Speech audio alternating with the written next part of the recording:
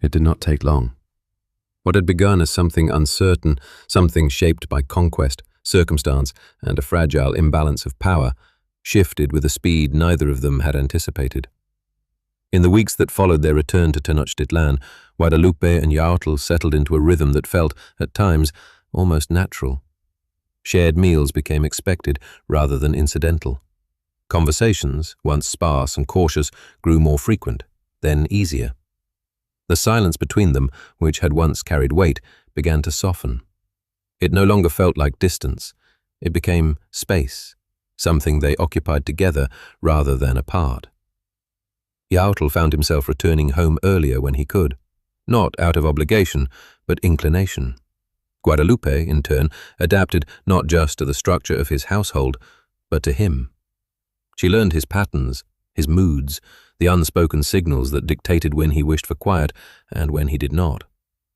Yet she never disappeared into the background. There remained something distinct about her presence, something grounded, deliberate, entirely her own. It was not submission that defined her place in his life, it was partnership. And somewhere within that shift, something deeper took hold. Love.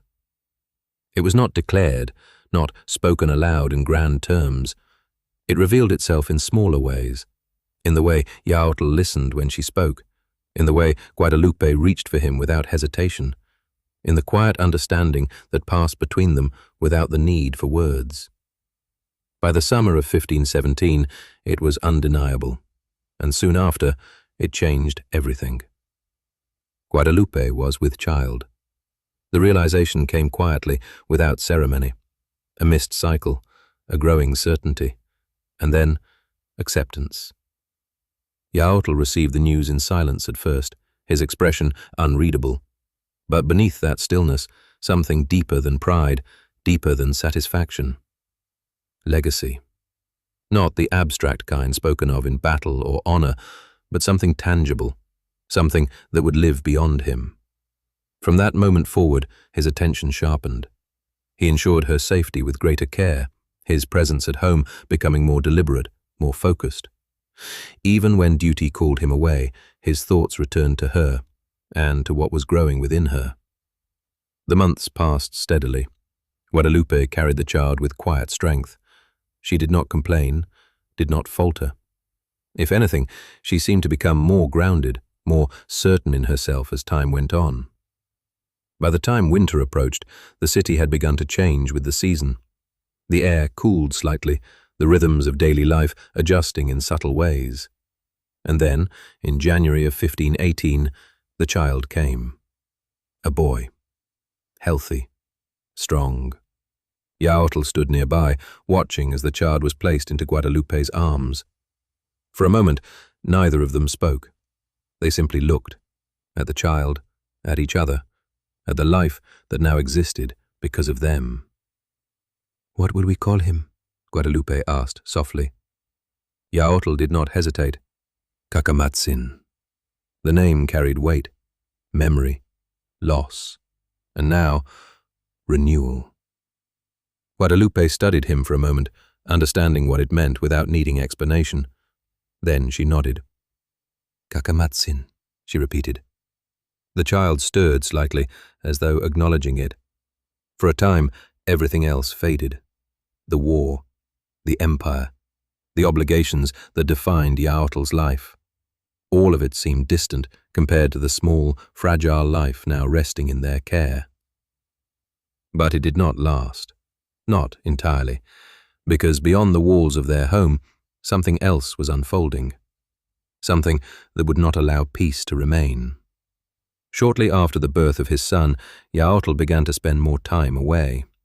At first, the absences were brief, a day, 2, then longer. Orders came more frequently now, less predictable, more urgent. The pattern was unmistakable. Something had changed at the highest levels of the empire. Within the palace, Emperor Montezuma had grown increasingly attentive to the counsel of his priests.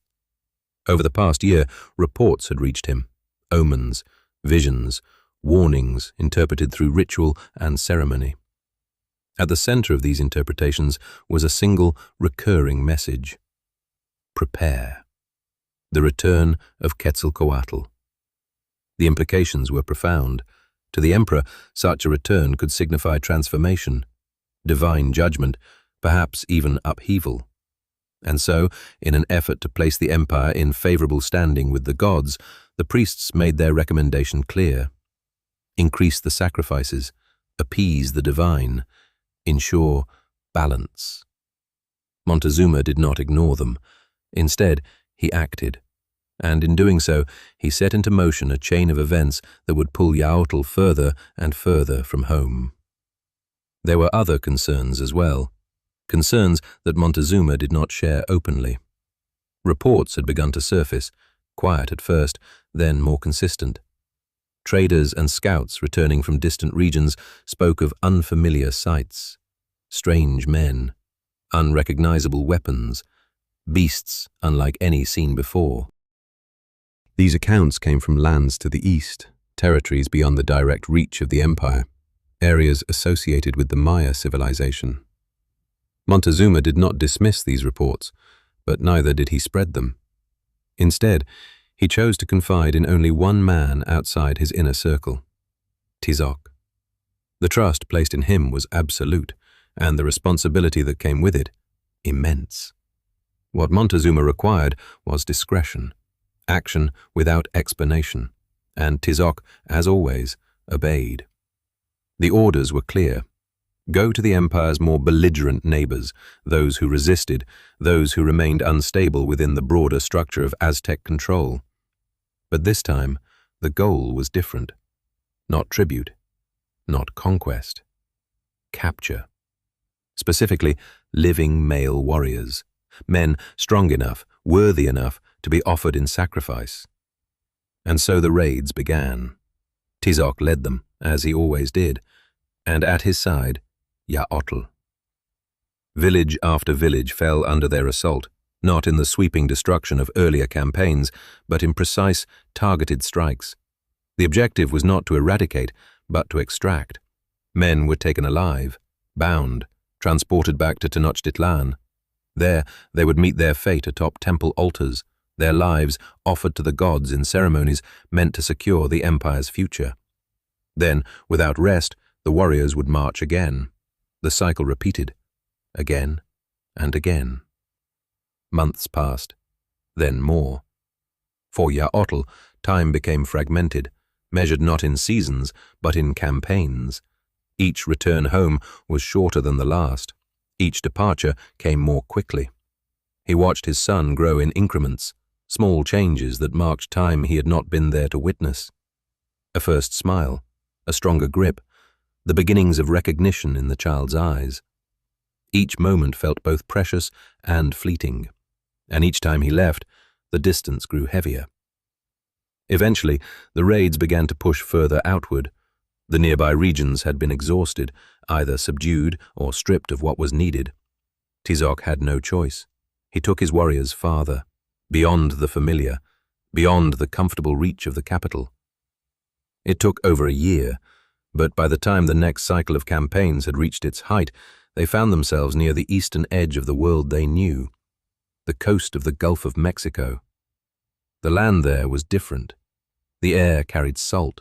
The sound of waves replaced the distant hum of inland life of wild animals and birds.